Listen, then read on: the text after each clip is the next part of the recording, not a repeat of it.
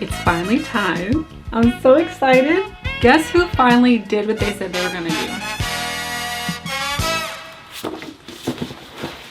It's me. I'm the one who did what they said they were gonna do. I don't know if you remember, but I did say I would read all 7 of these books that we got from the last book vlog. Put up here. By the end of the year. Baby, it's December 13th. Okay, so I did exactly what I said I was gonna do. I'm so proud of myself. Now I know 7 books does not sound like a lot to a lot of big readers and things like that, but listen, I've got a lot going on. And I read all 7 of these books, baby, by the deadline I told you guys. So you're welcome. I do have to say, I have to give you a warning, because in my 24-hour readathon, I did rate some of these books already, but that was sleep-deprived, barely there Kalila. This is well thought out, well rehearsed, reviewing notes Kalila. I like rewatched my video and I'm like, that is not at all how I feel about that book, at all. But I think when I'm sleep-deprived, or at least in that moment, I was just trying to be nice and just get through it, and I was more like mad at myself that I didn't do as well as I thought I would. I don't know why I'm like that, but yeah, those ratings are off by a lot. So I want to go through them one by one in the order in which I read them. We've got a lot to go through, people, so sit down, grab some snacks, and let's get to it. All right, first up is Verity. Can we just talk about how the entire time I read this book, I pronounced her name as Verity, and I think I like mentioned it in a short or something, and everyone corrected me and I was just so embarrassed. But you're 1000% right, her name is not Verity. I cannot read, clearly, but this is the first one up. I rated this a 7.5 out of 10, so not bad.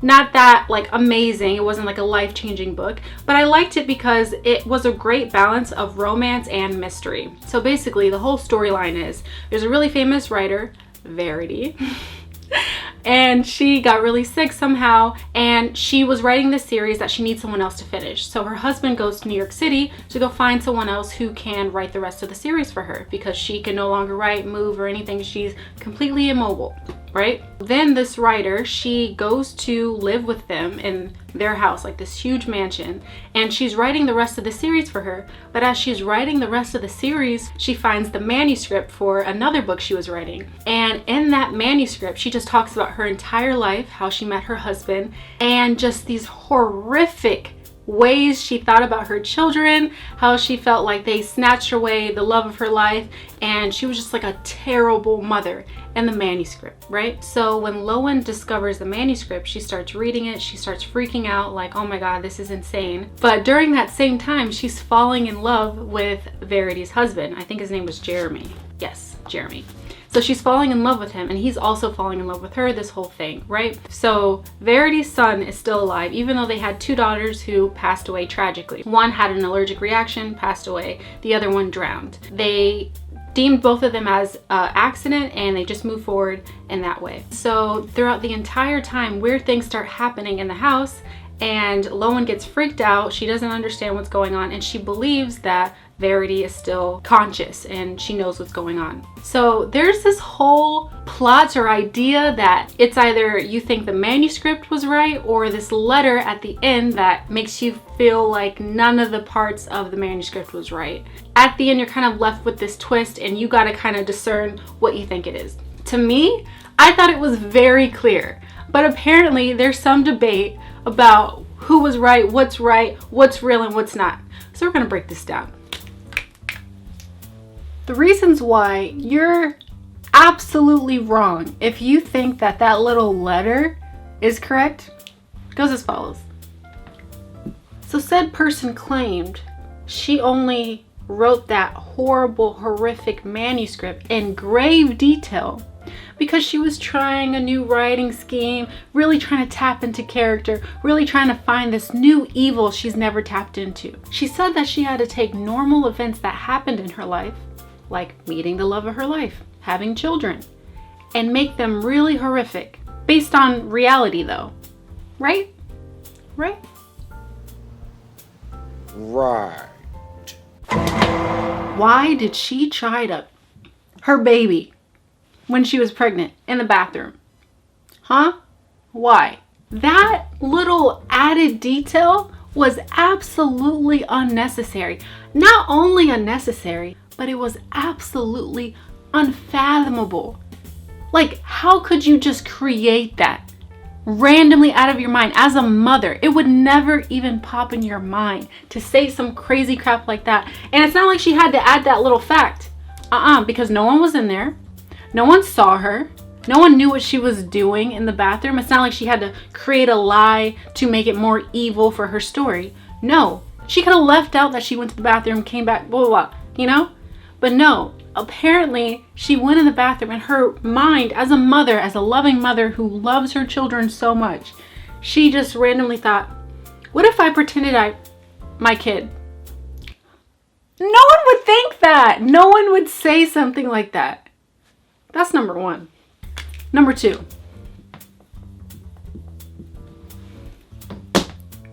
Trying to suffocate her baby while her husband wasn't there. Everybody's talking about the facts that everyone else can see, like things that can be easily excused with the letter hypothesis, right? But no one is talking about these little hints in the manuscript that just show that it's real. At this point in the book, no one's in that room but her and her kids. And she's typing this out, right? Why would she come up with her suffocating her child? This is her as a mother. These are her children that she's talking about. And you're telling me she just came up with that because she's a good writer? I don't think so, baby. That's murder, okay? That's a murder. Number three.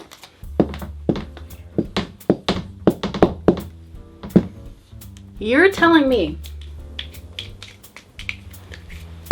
she's in this boat with her two kids in front of her. She moves over, her as a big adult, tips it over, but has time to tell one of her kids, hold your breath.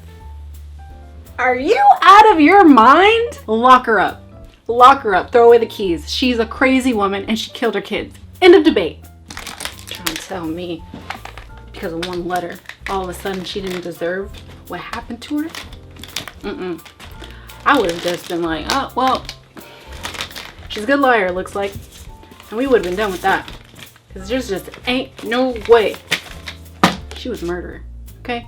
We're going to end the debate right there. And if you leave something in the comments saying I'm wrong, I'm ready to tussle. I got the facts, okay? Next up is the Unhoneymooners.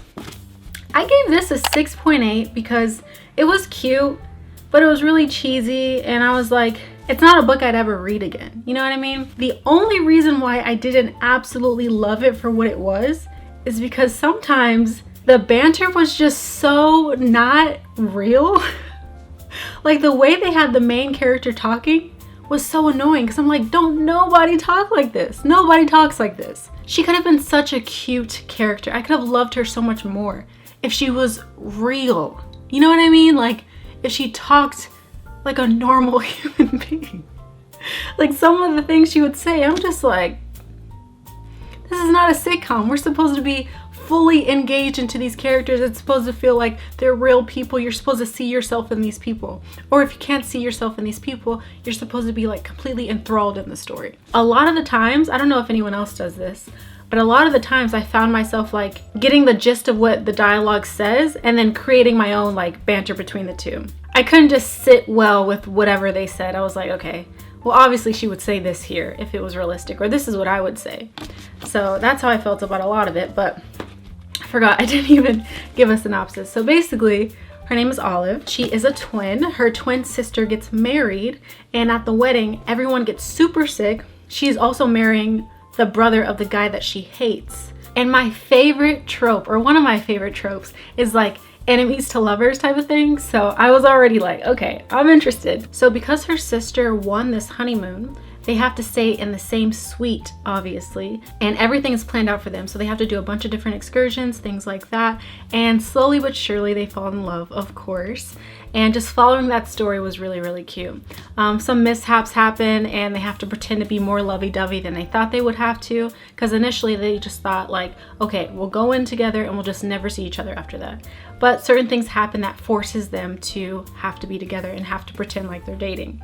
And during that time, that pretend dating turned into real dating, and it's just like that storyline. And then also there's a little twist, and there's something that happens with her sister's husband, and then he turns out to be a real jerk. Everyone hates him and that whole thing. So I don't want to spoil too much, probably did, but that was the whole gist of the book, right? I gave it a 6.8. The writing was, I just couldn't get over it. And the storyline was cute, very cheesy, but that's what you can expect with this type of book. I feel like it's a very good book if you're traveling somewhere far, like if you're on a train for long periods of time, or if you're like taking a flight or something. It would be a good book for that, because it's like, it's cute enough, but I would never pick this up again type of thing. Number 3 is In 5 Years. This book I gave a 5 out of 10 because it was just, you start off thinking it was one kind of book and you end up with it being a completely different book. And I'm glad that it was kind of short, because I was like, I do not want to waste a lot of time reading this. I just didn't feel that great about it. But I also didn't feel like it was horrible. It wasn't a terrible book, you know? I just would never read it again. But the premise was, the main character, she goes to bed one night, she's engaged with her husband, she just got engaged, she has a really good legal job, she works really hard, but she likes everything structured, she doesn't really have any fun. She lives the same day over and over, basically, and she seems just very boring, but safe. And so one night she gets engaged with the guy she's been with since college, and she goes to sleep, and when she wakes up, she has a completely different ring on her finger. She's married to someone completely different, she's in a completely different apartment, and she's freaking out, trying to figure out how this happened. And this is 5 years in the future. The whole book is following her trying to figure out how this happened, and then it happens again, and then she's just piecing the parts together, and she's also trying to prevent it, right? Initially, you think it's a romance, and you're like, oh my gosh, like she finds the real love of her life, blah, blah, blah. And then at the end, you're just like, what? Like, it could have been a good what? Like, oh my God, I can't believe this happened. But for me, it was just like a what? You know, you get it. The main reasons why I didn't like it though is because the first jump to the future was very early on in the book. And then the next jump took so long. And then the rest of the book in between those next 2 jumps were super boring. She just talked about how vanilla her life was over and over again, like the details in it. And I just lost interest in the middle of it, and I was just like, oh my God, like, is something gonna happen? And at the end, I just felt like I was left with just more questions than answers, because they never explained how, you know, this phenomenon happened or anything like that. Like, there was no real resolution. It was just like that, well, the end. And I was just like, okay. I don't know, I feel bad if like someone likes this book a lot, and by all means you love it, but I just didn't really care for it. It wasn't a bad book, again, just not that great either. Book number 4 was The Love Hypothesis. Now initially I gave this an 8 out of 10, initially. But I did that during the 24-hour readathon vlog, and I realized that sleep-deprived me cannot make good judgment calls. That was not an 8 out of 10 book at all. It was a good 6.5 out of 10, okay? It's not because the premise of the book, the idea, the storyline wasn't cute. It's not that. It was more of the execution, because the storyline was great. There was a young PhD student. She didn't have any family with her. It's her first time falling in love. She falls in love with a professor that she kisses to make her best friend date her old ex-boyfriend and feel comfortable dating him, things like that. And let me just tell you, there's like a steamy bed scene here, and it is the worst bed scene I have ever read in my life. Ever. Like, I was like, there's no way. There's no way she wrote this down on paper. Like, what he was saying, I'm gonna leave it at that. But besides that, she just had the cringiest lines. Like, just like the Unhoneymooners. I just didn't get it. I don't know why. Like, you know, like there's no need for that. She can talk normal. So that's how I felt about that one. Next up is The Midnight Library. Now, if you watched my 24-hour readathon book vlog, you saw how much I hated this book. In my delirious stupor, I said it was a 7 out of 10, but in reality, this baby's a 5 out of 10, at least for me. And I'm really disappointed because I heard so many good things. So many of you guys recommended this book to me, and I just did not like it. Granted, I started it at 4 a.m. during a 24-hour readathon, but honestly, I felt like it wasn't that great. Even if like I read it normally, it was super repetitive. It's about the main character. Her name is Nora. She's really down on her luck, and one night she's just right in between life and death. Not quite dead, but she's not alive either. And in that in between, apparently there's a library, and there you get to try different lives and try to make the best out of one of them and decide that that's going to be the life that you're going to live, right? And so throughout the entire book, she's just trying different life after different life after different life.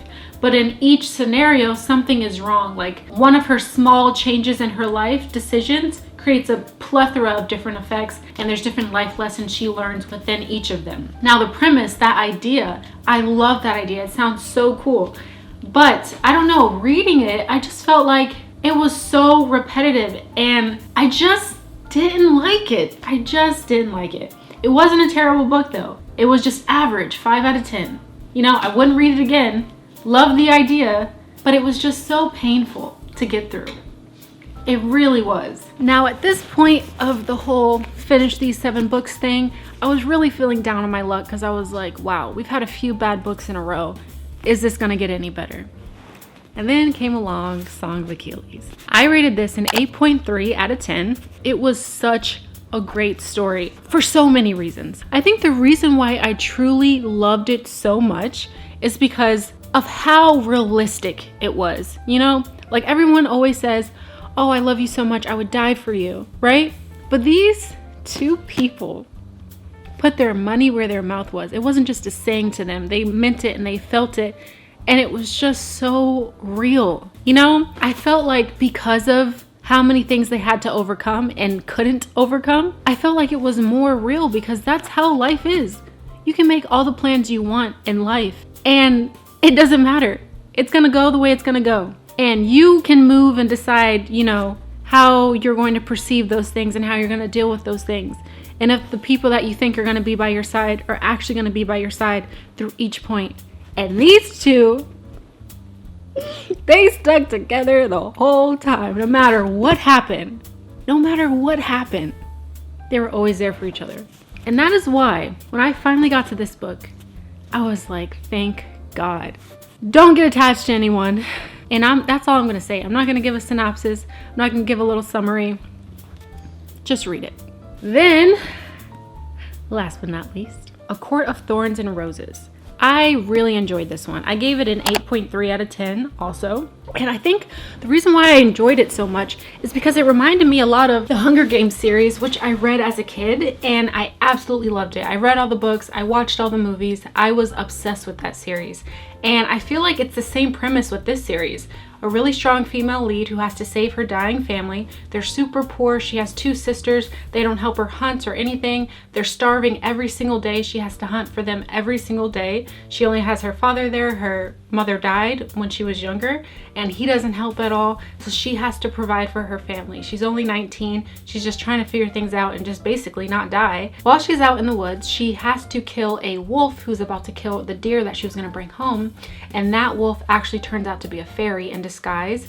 And because she killed that wolf, the high prince from the spring court comes down to the human area of the world and demands her to come with him because she killed his friend. And she's freaking out, her family's freaking out. She goes with him, and then she has to live with him for the rest of her life. But he doesn't treat her as a slave or a prisoner. She's like free to do whatever she wants.